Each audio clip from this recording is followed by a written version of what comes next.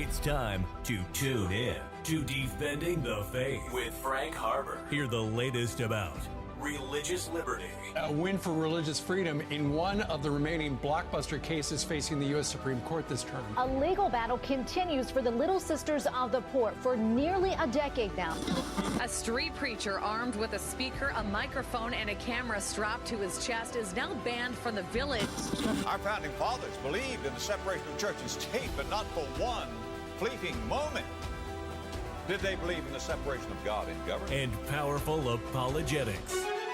Are you prepared to defend the faith? I'm convinced unless we trust in God, this nation is finished. We're facing a new kind of enemy.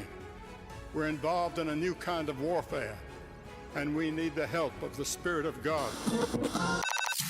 3, 2, 1.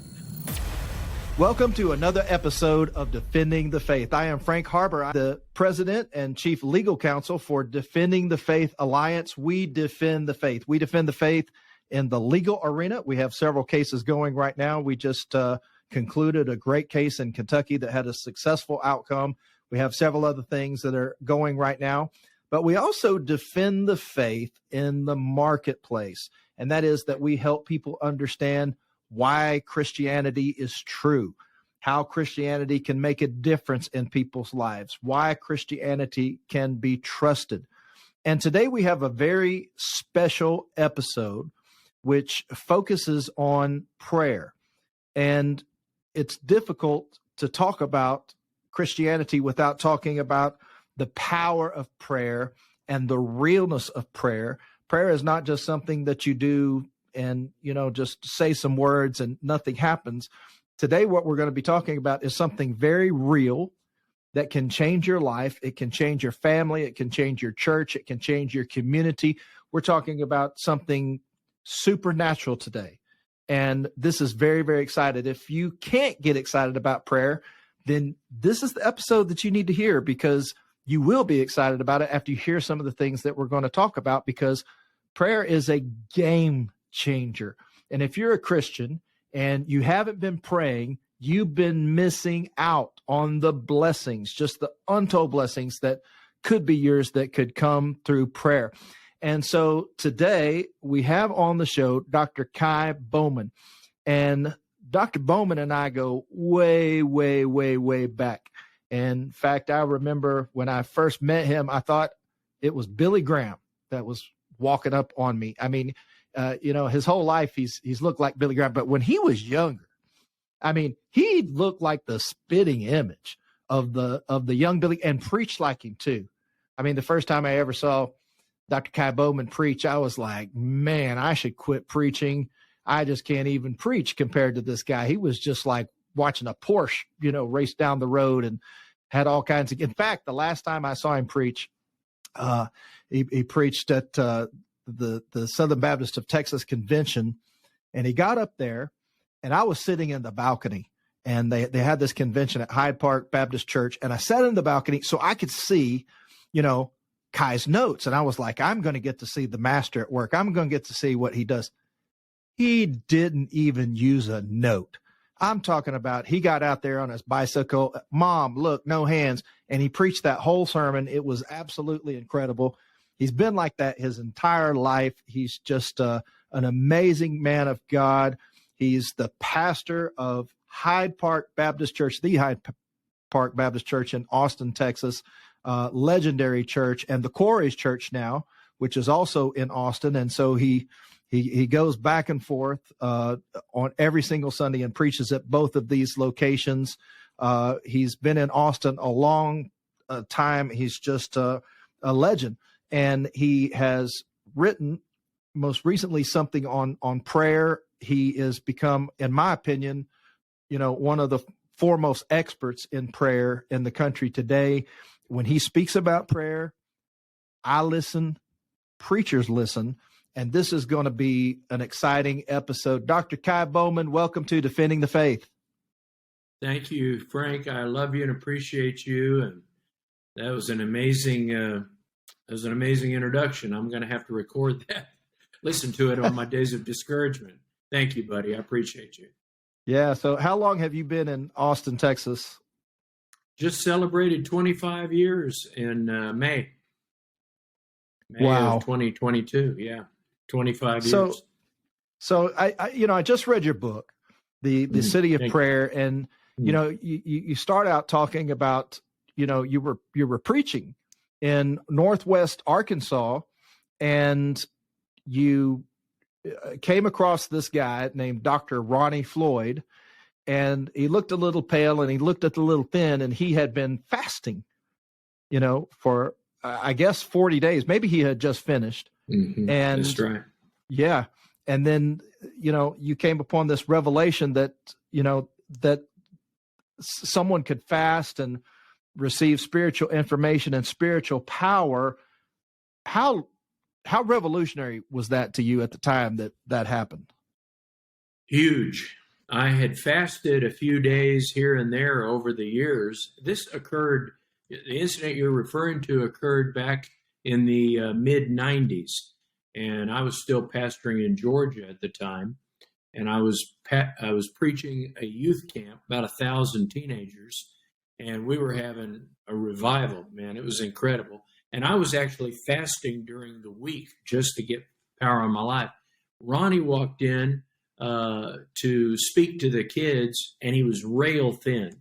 And that's when he shared with us that he had just completed a 40-day fast. Blew my mind. I'd never heard of anybody but Jesus, Moses, and Elijah that had ever done a 40-day fast. So I had no intention of doing one, but a few weeks later, the Lord really impressed upon me that I needed to do a 40-day fast, and I did. And since then, Dr. Floyd and I have become extremely close friends, and I've done multiple long fasts since then. But when I was 39 years old, I did a 40-day fast, and it was a game changer. Completely revolutionized my thinking about the power of God.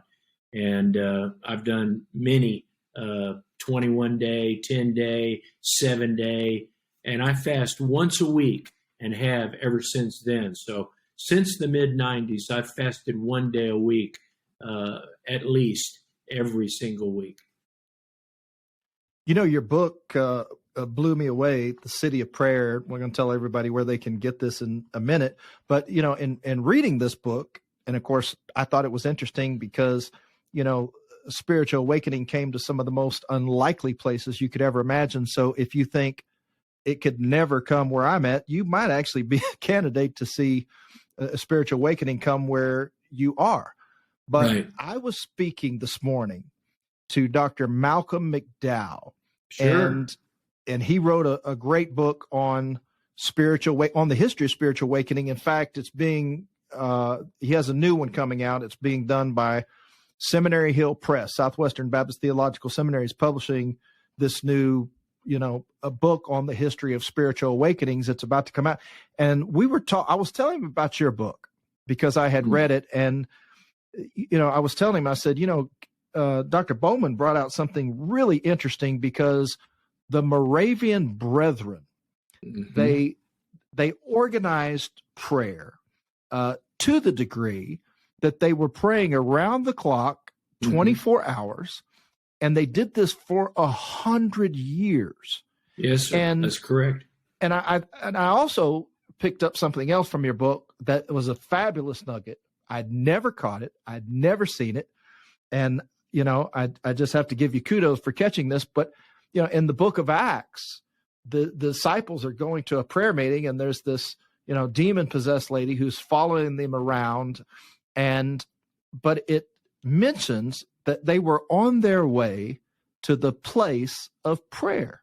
Right. And, which, what an incredible thing that, you have original disciples and original apostles going, here's what we think. We think so much of prayer that we want to go to this designated place of prayer and pray together. So it was something that was scheduled.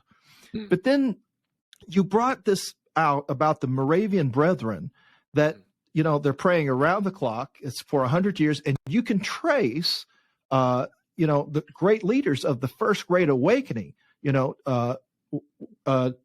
George Whitefield and John Wesley, and there's Jonathan Edwards, and then you go to the Second Great Awakening, and the leaders are stemming all out of this prayer movement, that if that prayer movement didn't exist, I mean, I'm not even sure we would have had those awakenings. I just thought that was fascinating. Well, when you look at the 100-year prayer meeting, the Moravian prayer meeting, the First Great Awakening, the Second Great Awakening, the revival under John Wesley in Europe, the end of slavery in England, and numerous other things occurred during that 100-year period. And I think it's one of the most incredible periods in the history of Christianity. And so there's definitely power in prayer. Absolutely. Now, this is not just a book that you have written that's pie in the sky. There's been a prayer movement in Austin, Texas. And I want you to take some time and tell us about that, because Sure. you've lived this and kind of give our listeners an idea about this. Well, thanks. I appreciate it, Frank. Well, first of all, the Bible talks about prayer from the book of Genesis all the way to the book of Revelation.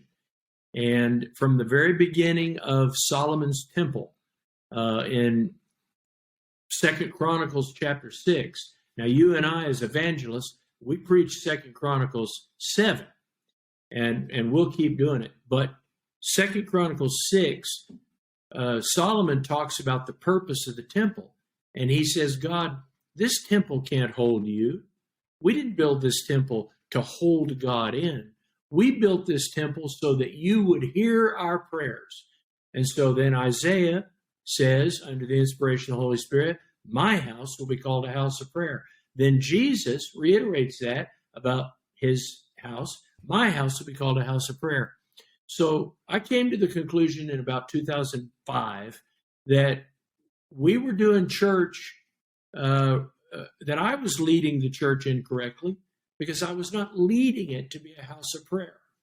And about that same time, over on the other side of town, Trey Kent, who I didn't know, he's a pastor also in Austin, he was receiving a vision from the Lord to lead a prayer movement in the city and just get as many churches on board as possible. Eventually, he and I crossed paths, and we're still very close friends. We collaborate. In fact, I talked to him earlier today. But Trey had this vision, and he believed it was from the Lord, and I agree, that we ought to get at least 30 churches in Austin praying around the clock for revival in Austin, Texas. Our goal is to make Austin, Texas, the most prayed-over city in America. And Frank, as you mentioned, Austin is not a city you would think of as a place of revival. But if you think through that, and I agree with you, it is a liberal city, it's a radically unchurched city. If you think about it, revival doesn't come to a place that doesn't need it. Revival comes to the place where it's most needed. And so there are prayer movements breaking out across the nation in some of the most unlikely places. So Trey started this effort. I jumped on once I was introduced to him in 2014. And together with some other leaders in the city, we've been championing this idea of leading churches to elevate prayer, not only in their church, but in the city. Today, we have about 100 churches signed on.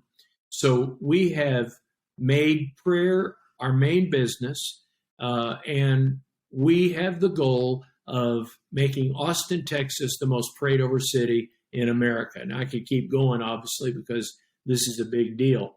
But we were invited, Trey and I were invited to speak a few years ago at the National, the Prayer Leaders Summit for the National Day of Prayer. And Dr. Ronnie Floyd, again, was the president of the National Day of Prayer, and he invited us because he knew what was going on in Austin. When he heard it, he said, guys, you got to write this into a book. And that's how the book came about. Ronnie helped us get a publisher, and off we go. And that was in 2019, right before COVID. So it launched, and then COVID hit. So the rest is history. So we're rebuilding the prayer movement, and COVID did not kill prayer. Prayer is very alive and well. Well, I've got a signed copy of City of Prayer with the Dr. Kie Bowman's autograph. We'll tell you where you can get that in just a moment.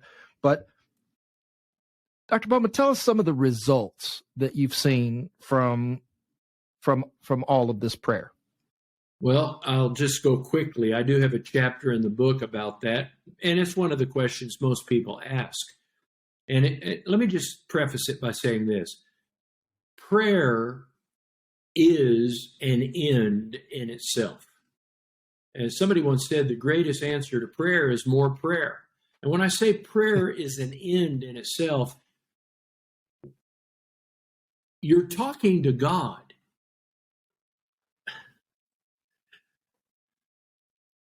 Sorry, Siri is talking to me suddenly.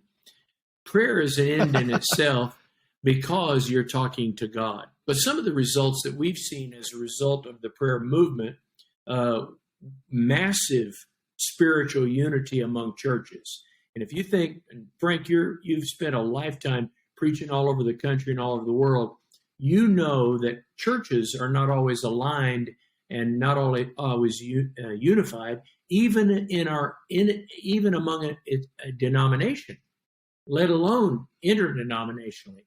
And that's not always been the case in Austin, Texas. But today, churches are very unified, and everyone who's been involved in the prayer movement acknowledges that it is the prayer movement that's brought the churches together. Let me tell you how important that is. When your people, if I'm talking to pastors, when your members are working in a bank or at a school or in a law office or, on a construction site, if they meet another Christian who's totally committed, honestly, they don't care if it's a Presbyterian, a Pentecostal, a Methodist, a Bible church, a Baptist. They're just thanking God there's another born-again Christian in that workplace. It is we pastors who have so isolated from other churches. Once the power of prayer kicks in, there's this tremendous fellowship among churches and pastors that's almost unexplainable. The other thing, and I'll hurry, that is extremely interesting in our area, in 2014, here in Texas, and especially in Austin, we were in a historic drought. I mean, major. So like you take the city of Austin, our major water supply is from Lake Travis. It's a 19,000 acre lake. And that lake was drying up. And its full capacity is 681 feet. The lake was at 618 feet, which means that people with boat docks, their docks were going out to dry sand. And it was pathetic. And we had major problems as a result. So in 2014, a group of people caught a vision to have a prayer meeting in the city for rain. They decided to have it at Hyde Park Baptist, where I pastor. I wasn't even at that prayer meeting, and the one where they sensed God leading to have a prayer meeting at Hyde Park. We had the prayer meeting at Hyde Park. 1,000 people from all over the community showed up. We prayed for an hour and a half for rain and revival. We had been in this massive drought. It takes almost 400,000 gallons of water, Frank, almost 400,000 gallons of water to raise the lake 1 acre foot. It would require 20 million gallons of water to raise the lake back to full capacity. We were praying and believing God. The very next day in Austin, Texas, we were having flash floods. It rained almost nonstop. No, wow. No computer model showed this. Every computer model showed we were going back to a dust bowl. Suddenly it started raining. We got picked up by the national news. They were talking about this prayer meeting that led to, this massive amount of rain, unprecedented amount of rain.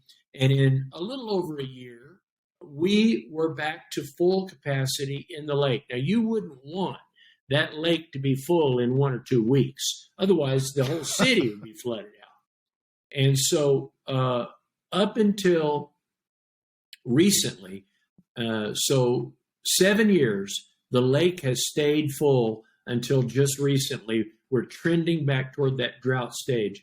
So we saw a nature miracle, unlike anything that any of us had ever seen before. And I could go on, but that was one of the major eye-openers. That galvanized the prayer movement because that was an undeniable miracle. And Frank, I want to add this one thing. I know we don't have a lot of time. You do apologetics a lot, and I know that you're an expert in that field. One of the things that we forget, answered prayer is one of the greatest apologetic examples that we have in the body of Christ. And I'll give you one example. In the mid-19th century, in the 1800s, there was the great prayer revival of 1857, 1858, and one of the things that occurred as a result of that revival, the people that were fired up by prayer decided that they would run a relatively unknown candidate for president named Abraham Lincoln, who, as a result of his election, broke the back of slavery in the United States. That, I contend, would have never occurred had it not been for the prayer revival of 1857 and 1858.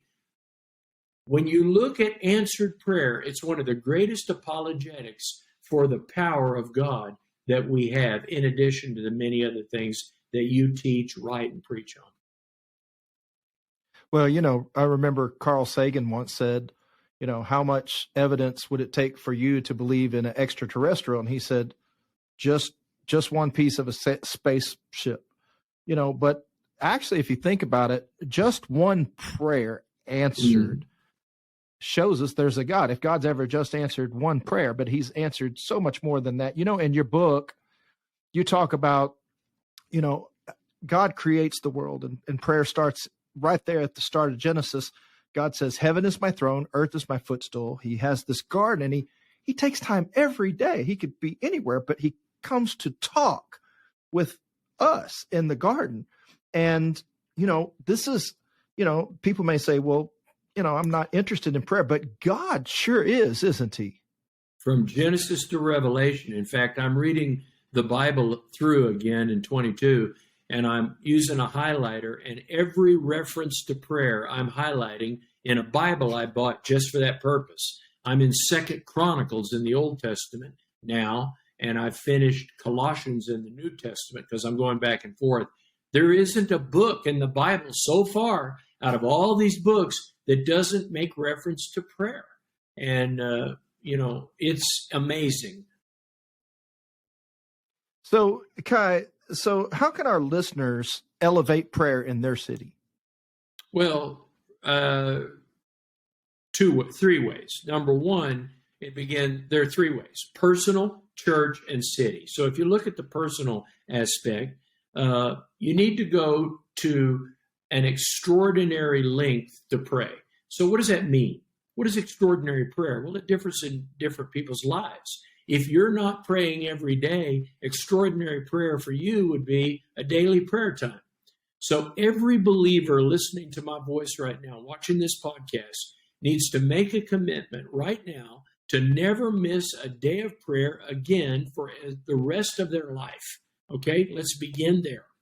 Then, if you're a pastor, you need to start elevating the teaching on prayer. You need to preach on prayer. You need to rethink your prayer meetings at your church. And I could go on and on about that.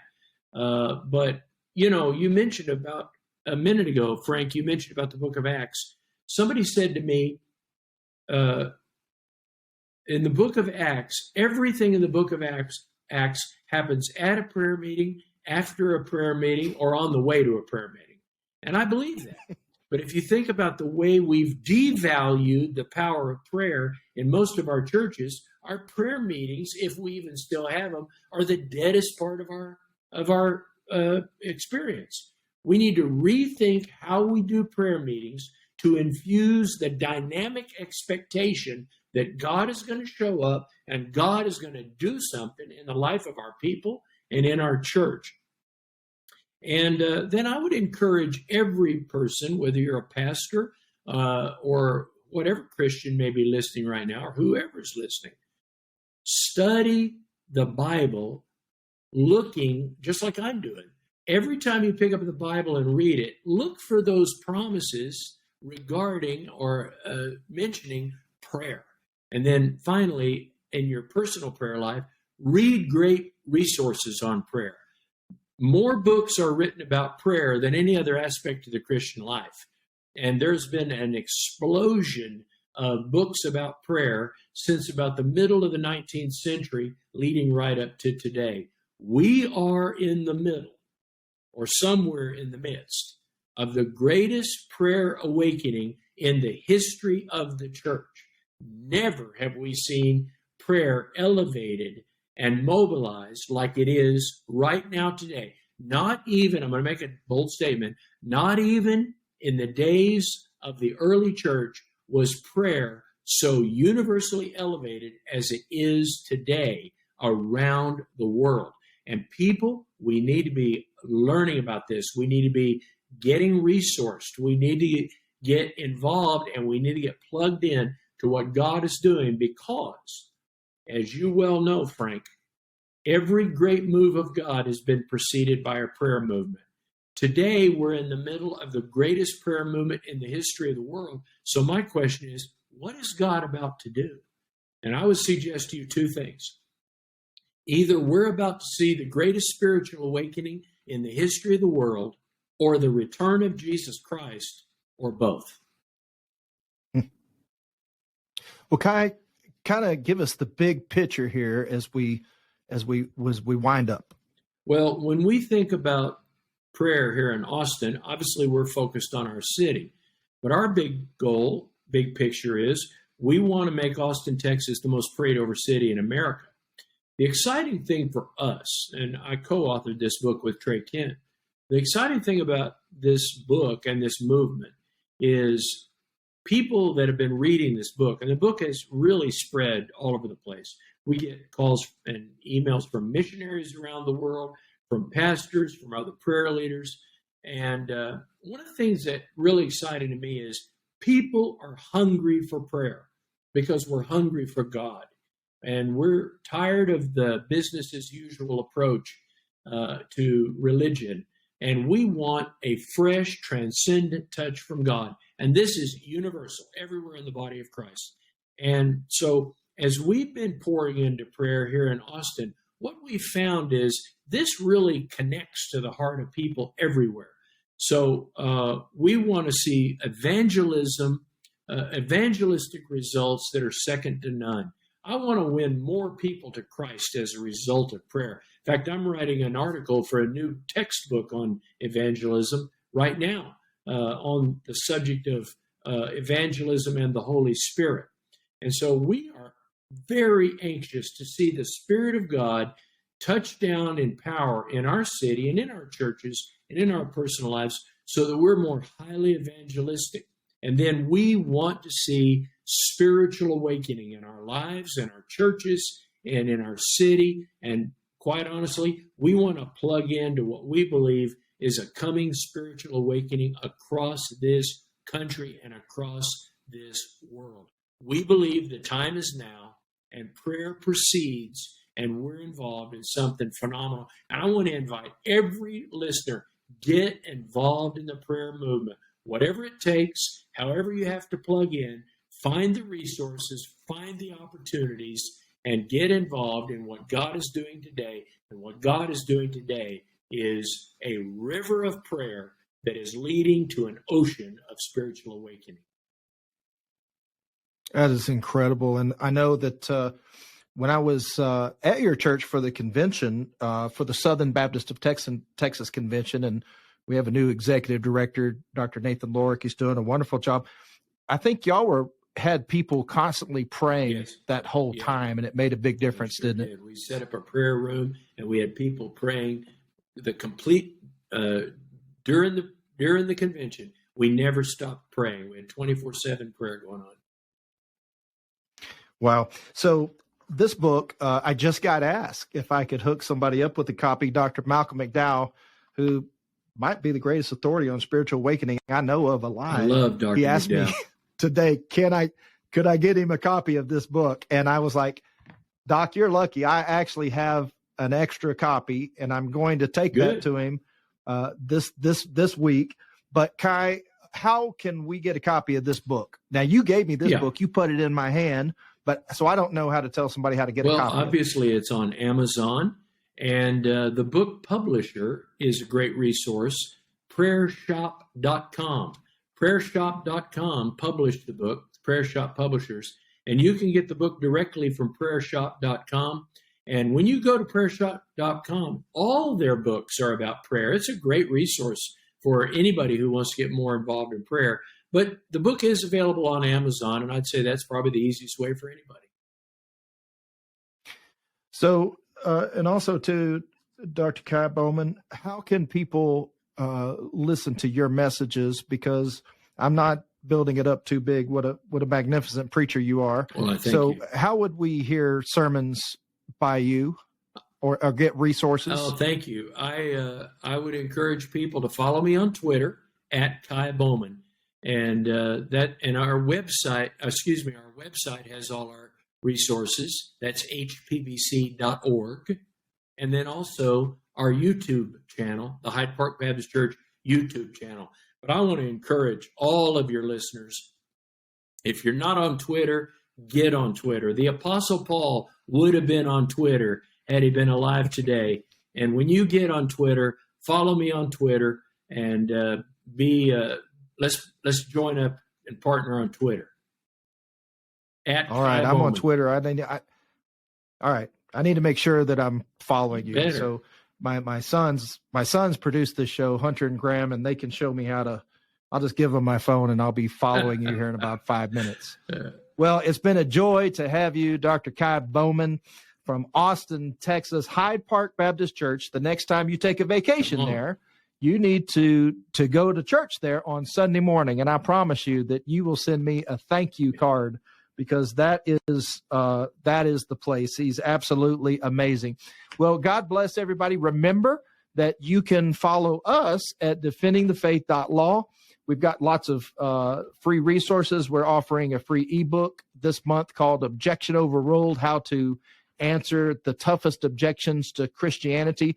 Also, you can sign up for our newsletter. It comes out about once a week, and it alerts people of the podcast that we have coming out. We've got all kinds of stuff. We just did a podcast yesterday on someone who's dedicated their life to studying the flood. And they just wrote a book on 300 flood stories out of North and South America. And so we have all kinds of episodes that are constantly coming out like that. So be sure that you follow us, defendingthefaith.law, and be sure and share this episode with people that you know and love, because it will be a great blessing to them. Well, God bless everybody, and we will see you in the next episode of Defending the Faith.